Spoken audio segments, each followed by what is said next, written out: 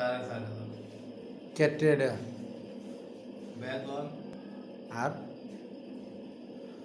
আমার আছে প্রাইভেট। আপনি মুহতামিম হিসেবে কি করার নিয়ত করছেন? আমি কি করবো? আমি কিছু করবো না।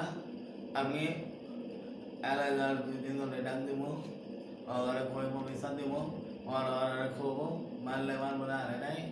যে কোনো দিন সুযোগ পাইলে আরে যে কোনো জায়গায় আমি আটক করে ধরে আমি দোকান পাঠাই শাটার মানে আটকে। আচ্ছা, ওই ছেলেটা কি কয় মাস দূরে পড়ে আপনার এখানে? ওই ছেলেটা আই দুই 2 বছর 2 বছর দূরে পড়াই। আগের লেনদেন কি ঠিক করে করতো? আগে ডিল করে করতো ওই 6-7 মাস ধরে উল্টা পাল্টা। উল্টা উল্টা করে। তো 6-7 মাস ধরে উল্টা উল্টা প্রায় কত? 4 মাসের বেতন দেয়। 4 মাসে বেতন দেয় না। কি কি পড়তো ছেলেটা? হ্যাঁ কি পড়তো মানে এটা? কি বলতো? ইয়া তো তো প্রথম শ্রেণী পড়ছে। পঞ্চম শ্রেণী? প্রথম শ্রেণী। আচ্ছা আচ্ছা।